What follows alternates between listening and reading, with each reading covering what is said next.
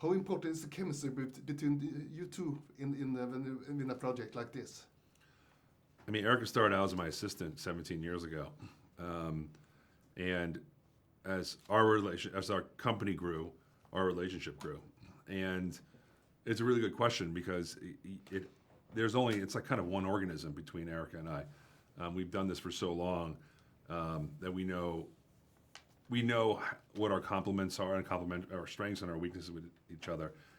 And I make sure she has all the tough conversations. So she takes all the abuse and all the exhaustion, and I could skate through it. Yeah, I mean, I learned from him, right, watching and then sort of embodied a lot, like started to do it on my own. And now, yeah, we have a really good rhythm going. I think that we kind of complement each other, but also know how to make it work. And, we have multiple projects and a group in LA and a group in New York and a lot to manage. So it's good to help. We divide and conquer a lot as well. Mm. How did the idea of the Continental start? The idea of the Continental, I mean, we were trying to figure out what the perfect idea for a TV series would be. And we originally developed an idea that was present day. But there was issues that we had with that, with not having Keanu, and also it was hard to not step on the timeline of the movies, doing them concurrently. So we decided to scrap that idea and kind of sent a message out to the town, and the showrunners brought us the idea of setting it in the 70s, which we just kind of thought was a genius concept, and unlocked a lot of issues that we were struggling with, and always loved the idea of, the Continental is such a signature piece of the movies that we just sort of get to skim the surface of, and so we thought it was a no-brainer to kind of dive deeper into a TV version of that. Mm. The 70s was such a great period for New York dramas, like Serpico, Taxi Driver. Did those films inspire you? Oh, 100%. William Friedkin, Sidney Lumet, 100%.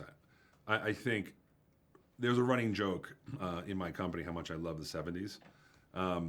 And primarily because I was born in 70 and I grew up not remembering it, and I grew up in and around New York, but watching these movies and going, God, that place was like the Wild West.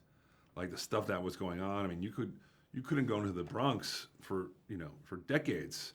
And there's no question that those movies and how they encapsulated that world, how true it was, I don't know because I wasn't there. But that was a touchstone for our film, for our show, both tonally, visually, characters, everything. Mm.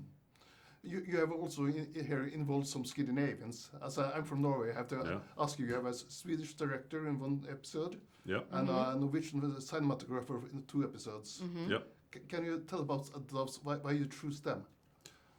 Oh, well, I mean, Charlotte, we were a huge fan of her work, just professionally, and her Lord of the Rings episodes, and had been meeting with her over the last few years trying to find something, and she raised her hand early on to do episode 2, and so we were thrilled that she wanted to join. Paul was someone that Albert had introduced us to early on. We had never worked with before, but he did an amazing job. If you look at our filmography, we've worked with an enormous amount of Scandinavians. It's fun that region punches above its weight so much in terms of film talent. We just wrapped the movie with Mads Mikkelsen. We've worked with Bill Skarsgård, Tarek Saleh, Joel Kinnaman, Faris Faris. Yeah, we worked with all of them. We want to work with the Sisu guys. Was it Jeremy Hollander? Yeah. So, we love the Scandinavians and their film community. We were just saying we need a Scandinavian Continental in the next iteration of something. Yeah, that would be great. Oslo, for instance. Yes, exactly. I've never been. I'm dying to go. You have a Continental hotel in Oslo. Really? Yeah. Oh, really? Yeah. I'm sure some weirdos show up there thinking. Yeah, that's the place where all the politics goes on, Oh, really? Yeah. That's cool. That's really cool. We'll have to come check it out. Yeah, but the style here compared to the John Wick movies. How was you thinking about? Because you don't have the long takes and things like that here. You have quite a different style. Yeah, I think It's a really good question because you ask yourself, do you really want to just have 7 hours or 8 hours of John Wick, the same kind of style, the same kind of imagery, but with Keanu Reeves on television? We decided no. We decided that we wanted enough of the John Wick aesthetic and the John Wick point of view, so audiences understand what they're watching. It makes sense to be in the world, but give them something a little bit different, and push the world a little bit. The other thing we didn't have is you got to understand that the legend of Keanu Reeves is all true. He will start working out for 6 months before a John Wick movie shoots, every day. Whether it's fight training, gun training, car training, there's nothing like him in Hollywood. I've made a gazillion movies. There's nobody who puts the physical work in like Keanu.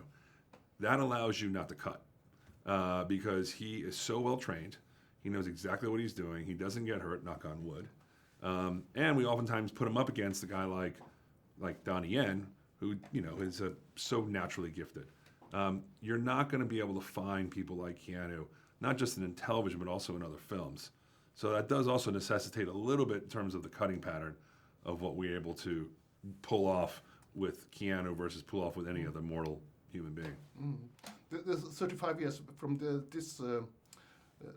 these films to the series, John Wick series, so you have space for a lot of more Stories, yeah. Yes. Yeah. We hope. Yeah, we would love to. I think, it could go backwards, could go forwards. There's a lot to tell. So This was a big buy-in. We're doing a piece of John Wick storytelling without Keanu. I think if the audience embraces that world and says we want more of it, we're standing by. But until they do, we're just happy that people are watching it and digging it. Thank you. Thank you.